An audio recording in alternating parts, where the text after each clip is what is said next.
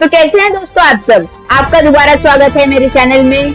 मैं रोशनी न्यूज की साइड से ध्रुव तिवारी और आप भाई लोग, हम दोनों आज मिलकर एक नए बंदे राहुल गांधी की धज्जी उड़ाने वाले हैं। हमारे मैनिफेस्टो में साफ लिखा है, आज जो 50% की लिमिट है रिजर्वेशन को पर, उसको हम हटा देंगे और रिजर्वेशन को बढ़ा देंगे। क्योंकि मैंने उसके बारे में पढ़ा, वैसे उसे हमें रोस्ट करने की तो कोई जरूरत नहीं है, पर आज सब कितने कमेंट्स आ रहे थे तो मैंने सोचा कि उसको रोस्ट कर ही देते हैं। तो चलिए स्टार्ट करते हैं। राहुल गांधी के साथ एक जर्मन शेफर्ड भी रहता है, उसका नाम तो आपको पता ही होगा। उस जर्मन शेफर्ड का नाम क्या है? हाँ, जो आप सोच रहे हैं वो वही है, पर आज हम उसकी बात ना कर राहुल गांधी की बात करेंगे। राहुल गांधी के मैनिफेस्टो की वीडियो मेरे चैनल पर पहले ही है, आप उसे जाकर देख सकते हैं। आज मैं उसको दोबारा क्रिटिसाइज करने वाला हूँ उसके मैनिफेस्टो के साइड से। राहुल गांधी ने अपने मैनिफेस्टो में बताया कि राहुल गांधी जैसे ही आएंगे वो रिजर्वेशन को दुगना कर देंगे, रिजर्वेशन को और बढ़ा देंगे, जितनी थी पहले रिजर्वेशन उससे ज्यादा। इंडिया में रिजर्वेशन क्या कम है राहुल गांधी जी? क्या रिजर्वेशन आपको लगता है अच्छी चीज है? आज हम इसी के बारे में बात करने वाले हैं। क्या रिजर्वेशन अच्छा है? क्या ये इंडिया में होना चाहिए या इंडिया में कॉन्स्टिट्यूशन बदलना चाहिए? इन 3 टॉपिक्स पर हम आज डिस्कस करने वाले हैं और राहुल गांधी के बारे में बात करने वाले हैं, जो उन्होंने हमारे आदिवासी भाइयों से वादा किया और कहा कि हम रिजर्वेशन दुगना कर देंगे। रिजर्वेशन दुगना करना क्या कोई अच्छी बात है? तो रिजर्वेशन क्या है? Reservation B R. अम्बेडकर के द्वारा दिया गया एक प्रस्ताव था, क्योंकि बी.आर. अम्बेडकर कह रहे थे कि हमें एक अलग कॉन्स्टिट्यूशन चाहिए और हमें भी आप अलग कर दीजिए इंडिया से, जब पार्टीशन हो रहा था इंडिया और पाकिस्तान का।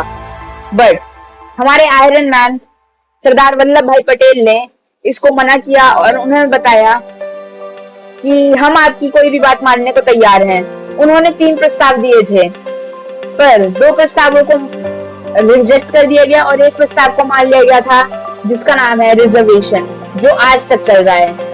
पर ये ओनली फॉर 20 इयर्स था, पर इसे एक्सटेंड करते जा रहे हैं। पर एक्सटेंड करने का मोटिव क्या है? एक्सटेंड करने का मोटिव ये है कि पॉलिटिकली स्टैंड होना पार्टी में। कोई भी पार्टी अगर रिजर्वेशन को हटाएगी तो जैसे ही हटाएगी वो खुद भी हट जाएगी। ये इसी की तरह है कि आप मेरी बात मानिए वरना हम आपको धक्के मार के निकाल देंगे, चाहे वो बात गलत ही क्यों ना हो। ऐसा ही हो रहा है रिजर्वेशन में। रिजर्वेशन एक बहुत गंदी पॉलिसी है, मैं आगे बताऊंगा क्यों। रिजर्वेशन इतनी गंदी पॉलिसी है जितना कुछ भी नहीं है गंदा। इंडिया का सबसे खराब चीज रिजर्वेशन है, जो ओनली फॉर 20 इयर्स थी, पर इसे एक्सटेंड करा जा रहा है। पर क्यों? क्या जो नई पॉलिटिकल पार्टी है वो बी.आर. अम्बेडकर के संविधान से नहीं चलती? अब मैं बताऊंगा इसके प्रोज एंड कॉन्स। तो ये रिजर्वेशन इतना गंदा है, स्कूल एंड कॉलेजेस में जो लोग पढ़ते भी नहीं है, मैं सबकी बात नहीं कर रहा दोस्तों, जो लोग पढ़ते भी नहीं है वो अपना कास्ट सर्टिफिकेट दिखाकर कि मुझे माफ करो, मुझे पास करो कहकर आगे आ जाते। पर उनका क्या दोस्तों, जो दिन रात मेहनत करके पढ़ा पर उसे पासिंग सर्टिफिकेट नहीं मिला, चाहे उसकी कास्ट वालों से ज्यादा नंबर ही क्यों ना, तो उसे वहां स्कूल में तो रिजेक्ट कर ही दिया गया। जब वो अपने कॉलेज में जाएगा, मुझे एडमिशन दे दो, तो उसे वहां से भी रिजेक्ट कर दिया जाएगा, कहकर ये तो सीट फुल हो चुकी है और आपका नंबर नहीं आ पाया, क्योंकि 30% वाला बच्चा ले गया और आप 90% रहकर भी कुछ नहीं कर पाए, आपको रिजेक्ट कर दिया गया। क्योंकि इसका मेन कारण ये है कि आपके कास्ट सर्टिफिकेट नहीं है। इंडियन गवर्नमेंट कहती है कि कास्ट सिस्टम को हटाओ, इसे हटाओ कास्ट सिस्टम को, फिर इसे दोबारा इंट्रोड्यूस करते हैं कि इसे लाओ। मतलब इनका मोटिव क्लियर नहीं है कि ये कास्ट सिस्टम को हटाना चाहते हैं या लाना चाहते हैं। ये स्कूल और कॉलेजेस में सीमित नहीं है, इसे इलेक्शन में भी देखा जाता है।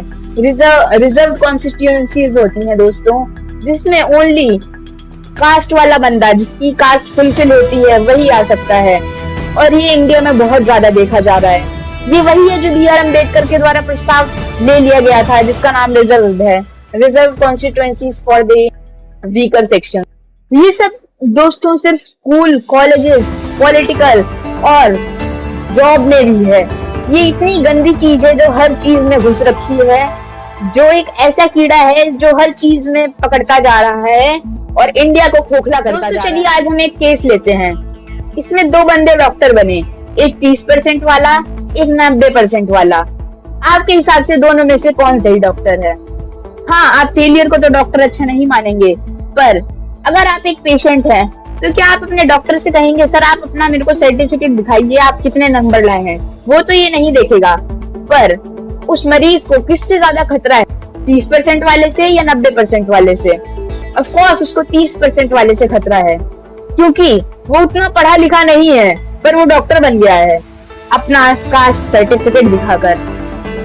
कास्ट सर्टिफिकेट दिखा के जो बना है उसका कास्ट सर्टिफिकेट सिर्फ कॉलेज में देखा जाएगा और जहां उसका एडमिशन हुआ है वहां देखा जाएगा, पर कास्ट सर्टिफिकेट से कोई नॉलेज नहीं आती। कास्ट सर्टिफिकेट कोई ये गारंटी नहीं देता कि आपके पास नॉलेज भी है। नॉलेज तो उस 90% वाले के पास है, पर मरीज तो ये देखेगा नहीं। मरीज की बॉडी कास्ट सर्टिफिकेट से ठीक होने वाली नहीं है, उसको एक पढ़ा लिखा डॉक्टर चाहिए, क्योंकि कास्ट सर्टिफिकेट से कोई ठीक नहीं होने वाला। ना ही कोई वो दवाई है जो किसी को घोल के पिला दो और वो ठीक हो जाए, बल्कि जो कास्ट सर्टिफिकेट दिखाकर स्कूल्स में एडमिशन लेते हैं वो देश को खोखला करते जा रहे हैं। उन्हें देश को दोस्तों मैं तो यही कहना चाहूंगा कि कास्ट सर्टिफिकेट दिखाकर सीट ली जा सकती है, पर नॉलेज कोई नहीं ले सकता कास्ट सर्टिफिकेट दिखाकर। और राहुल गांधी इसी कास्ट सिस्टम को वापस लाना चाहते हैं, वो भी जो अभी तक इंडिया में था उसको छोड़कर इसके डबल ट्रिपल। आप सोच नहीं सकते किस लेवल पे देश को खोखला करा जा रहा है। दोस्तों इन सब पॉलिटिशियंस को देश से कोई मतलब नहीं है, उन्हें बस सीट चाहिए। जैसा मैंने कहा था, जो रिजर्वेशन हटाएगा उसे पब्लिक हटा देगी। यही सब सोच के राहुल गांधी ने कहा कि हम और रिजर्वेशन लाएंगे जिससे हमें और सीट दें, पर ये देश को खोखला बनाने वाली चीज है। दोस्तों मैंने एक ऐसे ही पॉलिटिशियन को सुना था जिसने कहा था मुझे एक ऐसा डॉक्टर नहीं चाहिए जो रिजर्वेशन कैटेगरी से हो। उनका रिजर्वेशन कैटेगरी को बढ़ावा देना और एक साइड उनसे इलाज भी ना करवाना, ये तो उन्हीं के मुंह पे तमाचा है। तो दोस्तों क्या वो कास्ट सर्टिफिकेट दिखा के क्या सैलरी लेना चाहते हैं या वो देश को खोखला करना चाहते हैं? वो दोनों ही काम कर रहे हैं जिसका कोई फायदा नहीं है। आप ऐसे चमचों से दूर रहना जो ऐसे नेताओं की बड़ाई करें, और इतना खराब कास्ट सिस्टम है ये जिसे हमें हटाना है, क्योंकि हमारे अदर बैकवर्ड कास्ट और सारे अदर कैटेगरी वीकर सेक्शन यही कहता है हमें कास्ट सिस्टम हटाना है, ना कि हमें कास्ट सिस्टम बढ़ाना है। ऐसी सारी पॉलिसी लाके ये कास्ट सिस्टम को बढ़ावा दे रहे हैं, ना कि इसे दबाने की कोशिश कर रहे हैं। इंडिया स्टार्टिंग से ही B.R. अम्बेडकर राव का यही था कहना कि हमें कास्ट सिस्टम को हटाना है, ना कि बढ़ाना है। और आज के पॉलिटिक्स में यही हो रहा है कि वो इसे बढ़ाना चाहते हैं, ना कि घटाना चाहते हैं, क्योंकि इनसे इसको फायदा है। जब पब्लिक आपस में ही लड़ेगी तो उनसे उन तीसरे पॉलिटिक्स और इन तीसरे जैसे चंगू मंगू का फायदा होगा, ना कि किसी जर्मन शेफर्ड को इससे कोई मतलब है, क्योंकि वो जर्मनी में रहता है ना कि इंडिया में। वो तो आप हो, आपको देखना पड़ेगा कि आपके लिए क्या सही है और क्या गलत है। अगर आपको कुछ भी गलत लगता है तो आप कमेंट बॉक्स में जरूर बता सकते हैं। तब तक के लिए इनकलाब, जय हिंद।